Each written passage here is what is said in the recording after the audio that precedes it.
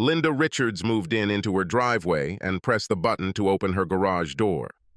She drove inside as she always did and noticed that her husband's truck was not in the garage. Perhaps he took the children somewhere for dinner, she thought. She thought that it was too late for them to go out. But on the other hand, the children did not have to go to school tomorrow since it was Friday evening. She smiled at the thought of Jack taking care of the kids for a change, as she often felt like she was taking care of 3 children instead of just 2. She got out of the car and entered the house. It was already dark outside, and the interior of the home she shared with her husband and 2 children seemed eerily quiet without the light and noise of video games coming from their big-screen TV.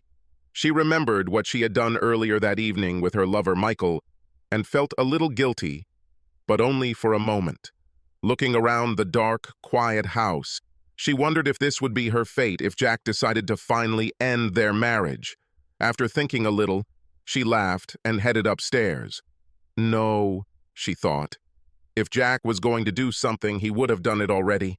She'd been dating Michael for 8 months, and Jack had bought into all her excuses, no questions asked. At first, she only visited him 1 or 2 days a week, but lately she had been spending up to 4 evenings a week at his house, including Fridays, making up excuses for Jack. She was pretty sure Jack knew what she was doing, but he never pushed her. He didn't even question her when she lied and told him she had a weekend conference in New York a month or so ago.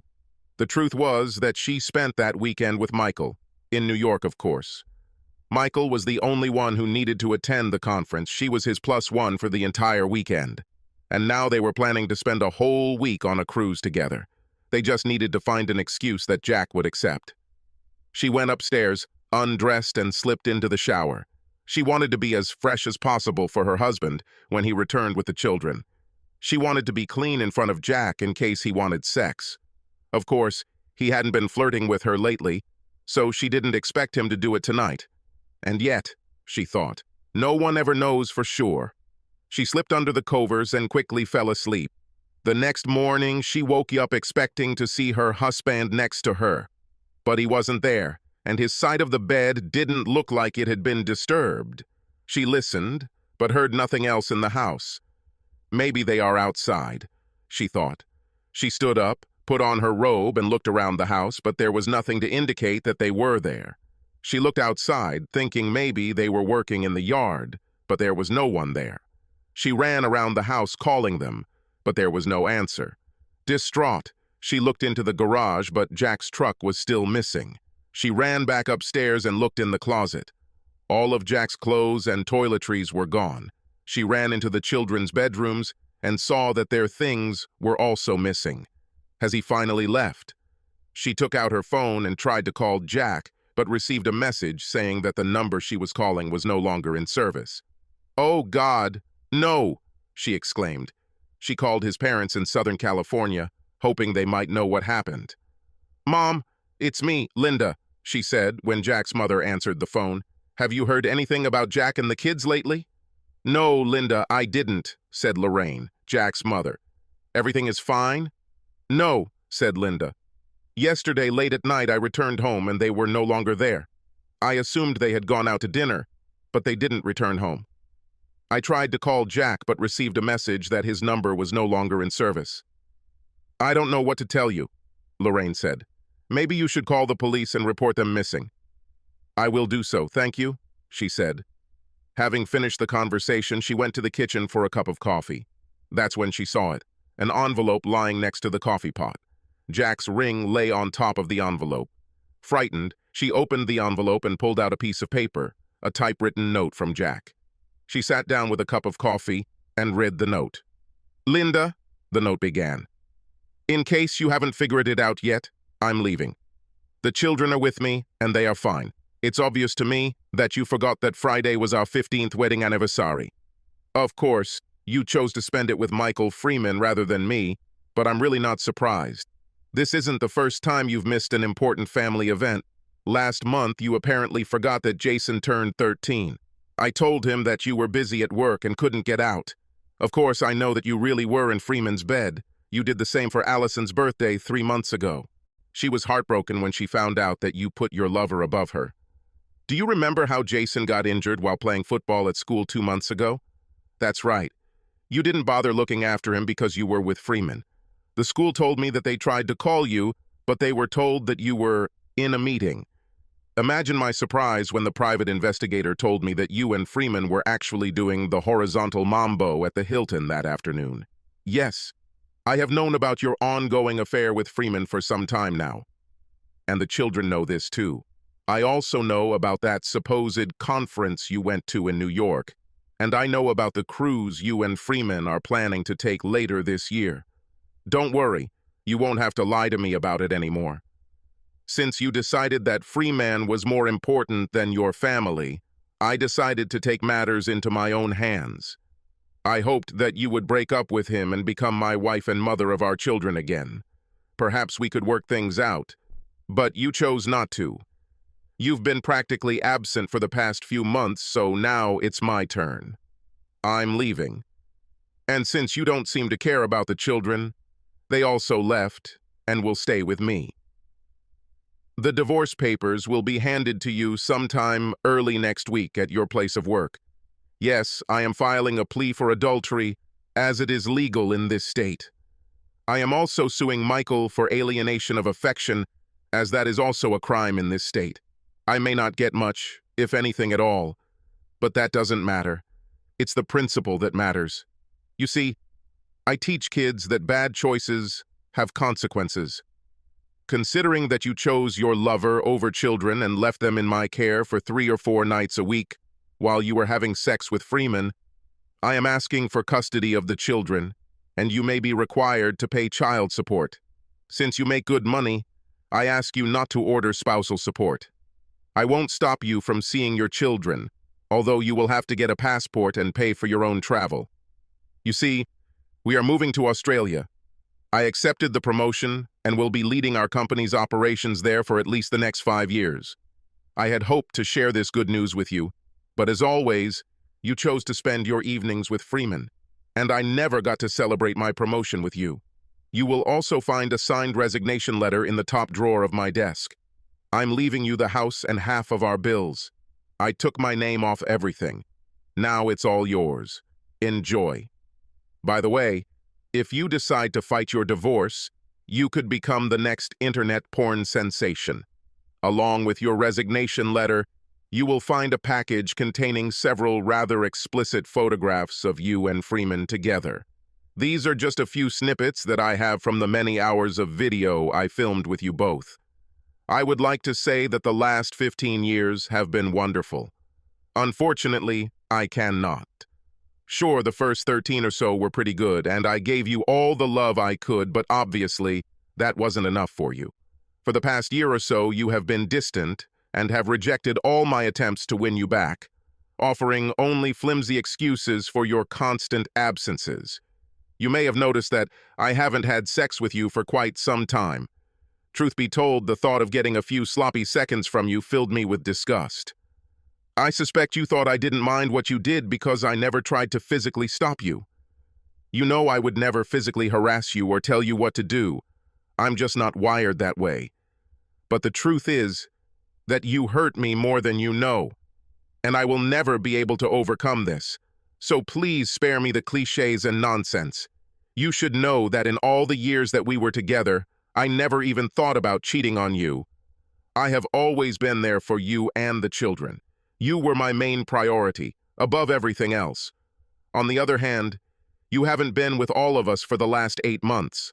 Now, we are the ones who no longer exist. I hope it was worth it for you. Don't try to contact me or the children. I'll let them contact you if they want, but I have to warn you that they're not very happy with you right now. If you have anything to tell me, please do it through my lawyer, whose business card you will find in this envelope. Goodbye, Linda. The letter concluded.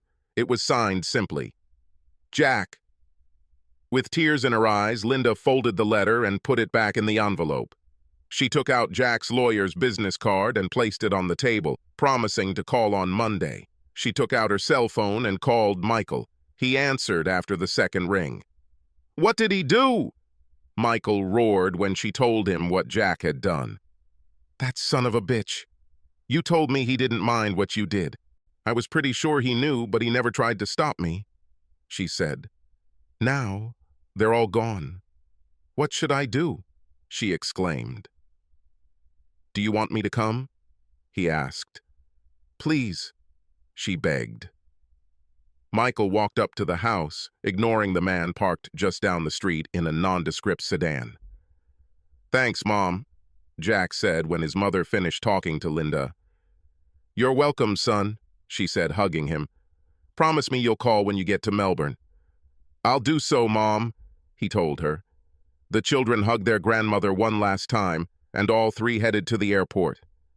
This was the start of a new adventure for the children. For Jack, it was the end of a 15-year chapter in his life. Part of him missed Linda, but another part was glad to be away from her. She had cuckolded him for 8 months with Freeman, and now it was all over. It's time to start all over again, he thought. As promised, Linda was served with divorce papers at work the following Monday. The process server made sure to announce that she had been served with divorce papers on the grounds of adultery and neglect. Linda felt her face flush with embarrassment as her co-workers looked at her. Michael Freeman has been sued for alienation of affection. Linda contacted Jack's lawyer, but he simply told her to either sign the papers or hire her own lawyer. She consulted several lawyers, but was told that Jack's offer was as fair as she could have expected, given the circumstances. She signed the papers and returned them to Jack's lawyer. Jack, meanwhile, had moved into his new flat in Melbourne, and the children loved their new surroundings, although it took them some time to get used to the area. Jack read the email from his lawyer with interest. He was pleased to learn that Linda had signed the papers, but was unhappy that she had moved Michael to his former home. Well, he thought, it was just a matter of time before this happened. The divorce was finalized quickly because Linda did not object. The court ordered her to pay a small amount of child support, which she did. Jack didn't really need the extra money, so he put it into a college fund for the kids. Freeman settled with Jack's lawyer out of court. This money was also transferred to a college fund for the children. Over the next 2 years, Linda sent the children Christmas and birthday cards, as well as a short letter to each of them. From these letters, Jack learned that she sold the house and married Michael, who eventually cheated on her. After doing an internet search, Jack learned that the woman Michael was dating was married, and her husband wasn't too happy about being cuckolded. As a result, both Michael and the woman were shot in the head with a .45 caliber bullet, and the husband ended up in prison. Jack, of course, was not at all surprised. Once a cheater, he remains a cheater forever. Linda kept promising to visit the children, but never came. Again, Jack wasn't surprised. It didn't take long before the kids simply laughed at her promises, calling them just more smoke and mirrors.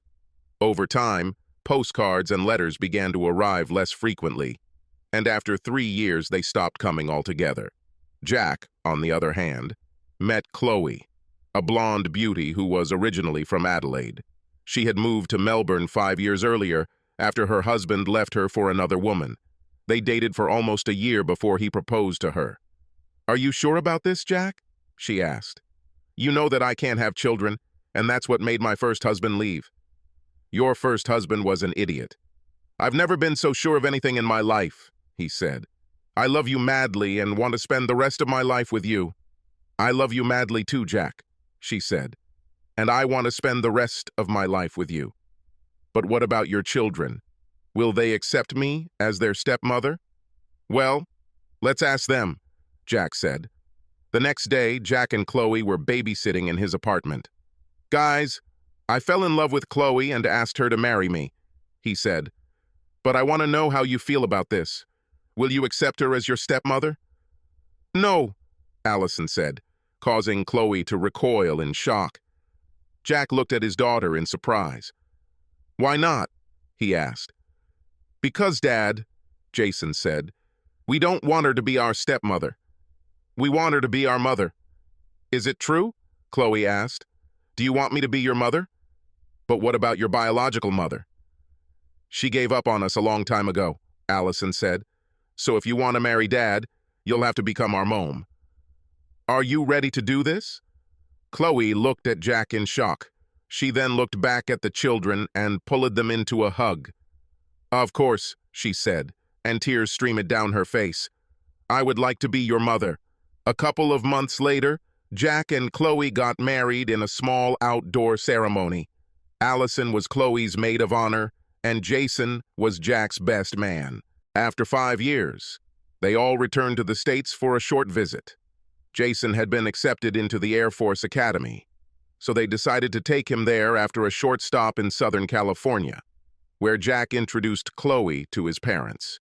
From there, they flew to Denver, where Jack was to meet with his boss and the board of directors before returning to Australia. After checking into the hotel, they headed towards the elevator, but stopped when Jack heard a familiar voice. "Jack, is that really you?" He heard a woman's voice. Jack looked back and saw his ex-wife Linda heading towards them. She looked as if she had aged 20 years since he last saw her. She was thin and had streaks of gray in her hair. "Linda?" he asked. "Yes, it's me," she said. "Who are these people? Aren't you going to introduce me?" she asked, pointing at Chloe and the kids. "You don't even recognize your own children?" asked Jack. "Those you haven't even said hello to in the last couple of years?" "Oh my God," she said in shock. "You've grown so much, and you look so healthy. Well, who is this young lady?" she asked, pointing at Chloe. Jack couldn't help but smile. "This is our mother," Jason said proudly with a slight Australian accent in his voice. "Her name is Chloe," Allison added. "Now she is our mother." Linda stepped back in shock. "Your mother?" Linda asked. "But I'm your mother." "No," Jason said. "You gave birth to us, but you stopped being our mother a long time ago. Around the same time you stopped being Daddy's wife." Linda looked like she was about to faint, and an older man in a suit approached her. "Linda, are you okay?" he asked. She shook her head and tears rolled down her cheeks. The man supported her and helped her sit up, then looked at Jack, Chloe, and the children. "Who are you people?" he asked. "What did you do with her?" "We were just passing by," Jack said. "All we did was remind her of something she once had but she threw away." "And who are you?" "Carl Williams," he introduced himself, holding out his hand. "Linda's fiancé." "Groom, huh?" asked Jack. "Well, I hope you have better luck with her than I did." "Are you her first husband?" asked Carl. "Yes," said Jack. "I see," said Carl. "Linda told me about you and the children. Did she tell you what happened?" asked Jack. "She said she made the biggest mistake in her life," Carl answered. "Yes, and it only cost her whole family," Jack said. "Like I said, good luck to you. You'll need it. See you later, buddy." With these words, Jack, Chloe, and the children went to their rooms, leaving the sobbing Linda behind. "Was this really your first wife?" Chloe asked on the way upstairs. "Yes," said Jack. "And if you ask me, I definitely changed." "Yes, you did," she answered with a smile. "And don't forget